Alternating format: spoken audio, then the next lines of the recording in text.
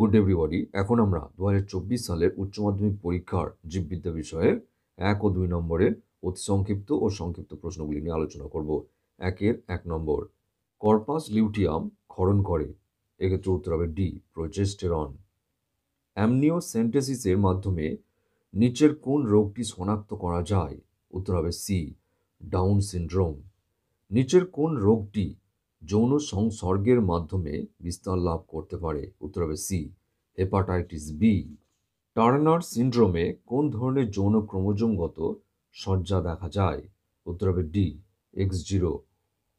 মেন্ডেলীয় দ্বিসংকর জননে test ক্রসের phenotypic অনুপাত হল? উত্তর হবে বি, 1:1:1:1। নিচের কোনটি ডিঅক্সিরাইবোনিউক্লিওটাইড নয়? উত্তর হবে ডি, ইউএমপি বা ইউরাসিল মনোফসফেট।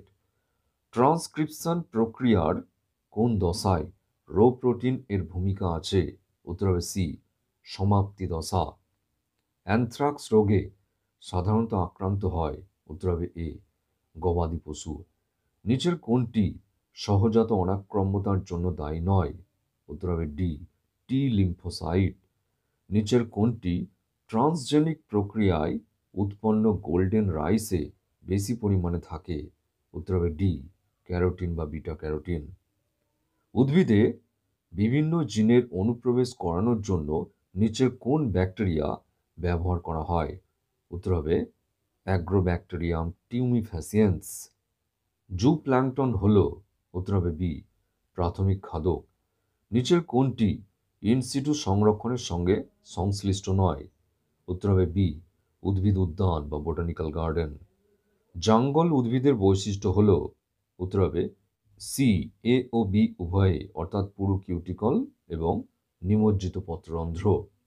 2 ZIFT কি? ZIFT ফুল ফর্ম হচ্ছে জাইগোট ইন্ট্রাফ্যালোপিয়ান ট্রান্সফার। এক্ষেত্রে শুক্রাণু ও ডিম্বাণুকে জীবদেহের বাইরে নিষেক ঘটিয়ে নিষিক্ত ডিম্বাণু বা জাইগোটকে ফ্যালোপিয়ান নালীতে স্থানান্তরিত করা হয়।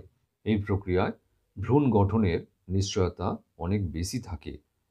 অথবা আলু গাছের ব্যবহৃত পরিবর্তিত কাণ্ডাংশের অঙ্গ সংস্থানগত নাম লেখো। উত্তর হবে স্ফীতকন্দ। ডিএনএ রেপ্লিকেশনে 3' to 5' এক্সোনিউক্লিয়েজ সক্রিয়তা কোন কাজে ব্যবহার করা হয়? উত্তর হবে ভুল সংশোধনের কাজে। ম্যালিগন্যান্ট ম্যালেরিয়া রোগ সৃষ্টিকারী প্রোটোজোয়ার বিজ্ঞানসম্মত নাম লেখো। উত্তর লেখো প্লাজমোডিয়াম ফ্যালসিপেরাম। বায়োম কি? উত্তর লেখো এটি সুনির্দিষ্ট জলবায়ুযুক্ত অঞ্চল যা ওই অঞ্চলে বসবাসকারী নির্দিষ্ট প্রাণী ও উদ্ভিদ দ্বারা চিহ্নিত করা হয়ে থাকে, তাকে বলবো বায়োম। যেমন মরুবায়োম উট দ্বারা চিহ্নিত।